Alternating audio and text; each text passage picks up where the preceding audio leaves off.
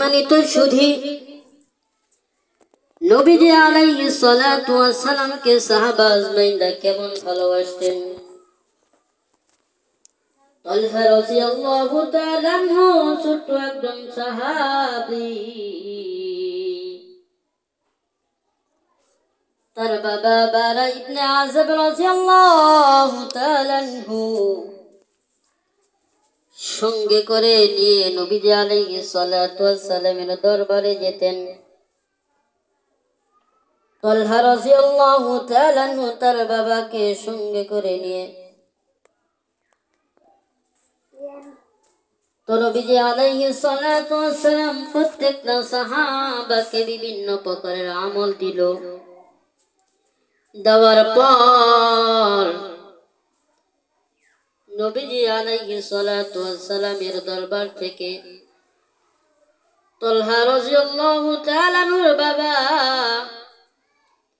তাকে নিয়ে বাড়ির দিকে রওনা দিলেন। কিছুদিন পর পথ অতিক্রম করে তালহা রাদিয়াল্লাহু তাআলা আনহু বলেন, নবী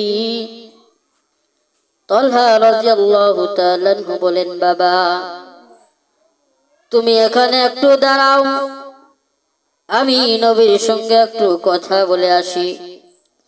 তালহা রাদিয়াল্লাহু তাআলা আনহু নবীজি আলাইহিস সালাতু ওয়াস সালামের কাছে গিয়ে বলে, ইয়া রাসূলুল্লাহ, আমি তালহা আপনার একজন ছোট্ট সাহাবী। আপনি বড় বড় সাহাবীদেরকে আমার বাবাকে অনেক কাজের হুকুম দিয়েছেন। আপনার হুকুমকে মেনে তারা আপনার ভালোবাসার প্রমাণ করবে।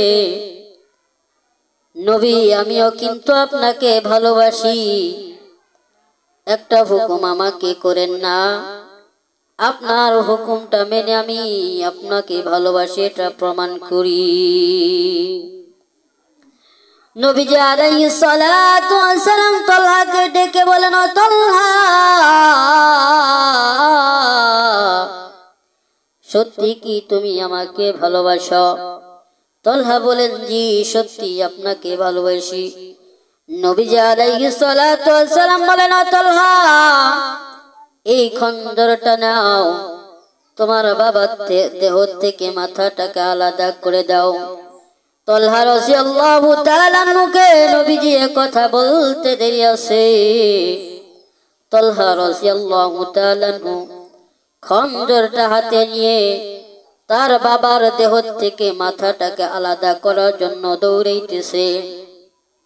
তালহা রাদিয়াল্লাহু তাআলা আনহু এত দ্রুত গতিতে দৌড়তেছেন, নবীজি আলাইহিস সালাতু ওয়াস সালাম তালহা রাদিয়াল্লাহু তাআলা আনহুর দৌড়ের অবস্থা দেখে বুঝতে পেরেছেন সে আমার প্রকৃতপক্ষে আশিক। এই জন্য নবীজি আলাইহিস সালাতু ওয়াস সালাম তালহাকে ডেকে বলেন, এ তালহা আয় আয় আমার কাছে আয়। তালহা রাদিয়াল্লাহু তাআলা আনহু নবীজি আলাইহিস সালাতু ওয়াস সালামের কাছে আসলো। নবীজি আলাইহিস সালাতু ওয়াস সালাম বলেন, তালহা তুমি পরীক্ষায় পাশ হয়ে গেছো। তালহা রাদিয়াল্লাহু তাআলা আনহু বাবার হাত ধরে বাড়ির দিকে রওনা দিল। কিছুদিন পর একজন সাহাবী এসে বলতেছেন, ইয়া রাসূলুল্লাহ, আপনার ওই ছোট্ট সাহাবী তালহা অনেক অসুস্থতার ভিতরে রয়েছে। এ কথা শুনে নবীজি আলাইহিস সালাতু ওয়াস সালাম কিছু সংখ্যক সাহাবাদেরকে সঙ্গে করে নিয়ে তালহা রাদিয়াল্লাহু তাআলা আনহুর বাড়ির ভিতরে আসলেন। তালহা রাদিয়াল্লাহু তাআলা আনহুকে দেখে নবীজি আলাইহিস সালাতু ওয়াস সালাম বুঝতে পেরেছেন তালহা বেশি দিন আর দুনিয়ার জমিনে টিকবে না। এই জন্য তার বাবা বারাকে বললেন, এ বারা শোনো, তোমার সন্তান তালহা যদি মৃত্যুবরণ করে তাহলে কিন্তু আমাকে খবর দিবা, আমি নিজে তাকে কাফন করব, নিজেই দাফন দিব, কারণ সে আমার আশিক। নবীজি আলাইহিস সালাতু ওয়াস সালাম এই কথা বলে চলে গেছে। কিছুক্ষণ পর তার সন্তান বারা ইবনে আযিব রাদিয়াল্লাহু তাআলা আনহুকে বলেন, ও আমার বাবা শোনো, আমি যদি রাত্রে বেলায় মৃত্যুবরণ করি তাহলে কিন্তু নবীকে খবর দিবা না, কারণ আমার মৃত্যুর খবরের কথা শুনে নবী পাহাড়ের পথগুলো অতিক্রম করে আমার কাছে আসবে। এদিকে কাফের মুশরিকরা নবীজিকে কষ্ট দিতে পারে, আমি নবীর আশিক হয়ে নবীকে কষ্ট দিবে, আমি তা মেনে নিতে পারবো না।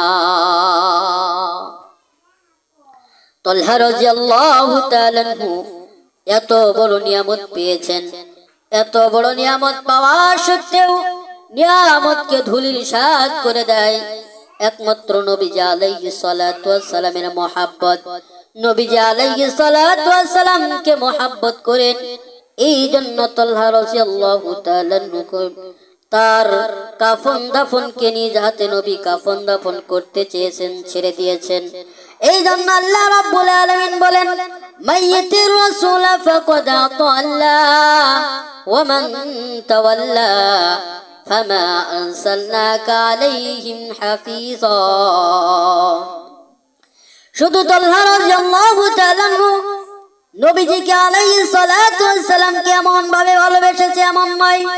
হযরত ওমর বলেন, নবী আমি আপনাকে আমার জানের থেকেও বেশি মহব্বত করি, আমি আপনাকে আমার জানের থেকেও বেশি মহব্বত করি। আলী রাদিয়াল্লাহু তাআলা আনহু জানতো নবীজি আলাইহিস সালাতু ওয়াস সালামের বিছানার ভিতরে শুলে হয়তো কাফের মুশরিকরা হত্যা করতে পারে, কিন্তু জানা সত্ত্বেও বিছানার ভিতরে শুয়ে পড়েছেন। আবু বকর সিদ্দিক রাদিয়াল্লাহু তাআলা আনহু নবীজি আলাইহিস সালাতু ওয়াস সালামের সফর সঙ্গী হবে, এই জন্য আবু বকর আর বিছানায় ঘুমায় না।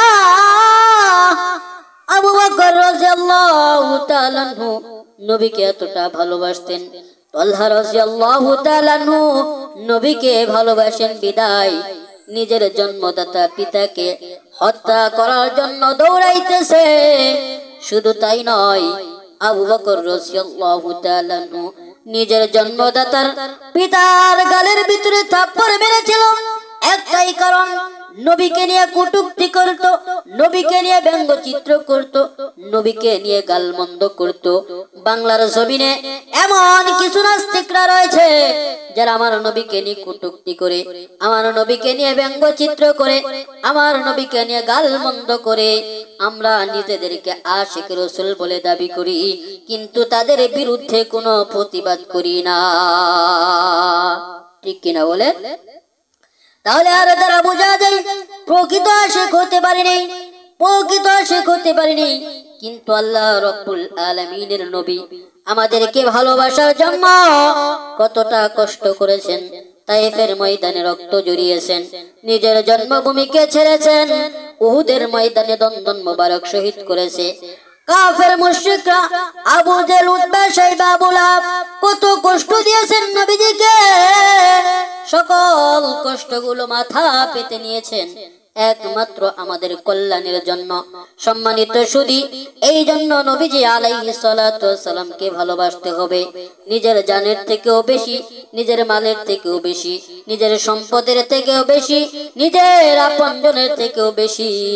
যদি না ভালোবাসতে পারি তাহলে নবীর আশিক হতে পারবো না, আর নবীর আশিক না হতে পারলে তাহলে নবীর শাফাত পাওয়া যাবে না। এই জন্য এই মাহফিল থেকে আমরা বলতে চাই, ও নবীর দুশমনেরা শোনো, বাংলার জমিনে এমন কিছু আশিক রাসূল রয়েছে নবীর ইজ্জতকে হেফাজত করার জন্য যদি জান দিতে প্রয়োজন হয় জান দিব, যদি জান নেওয়ার প্রয়োজন হয় তবুও জান নেওয়ার জন্য প্রস্তুত। কিন্তু নবীর আশিক, নবীর ইজ্জতকে দুনিয়ার জমিনে বহল করে ডাকবো, ঠিক কিনা বলেন?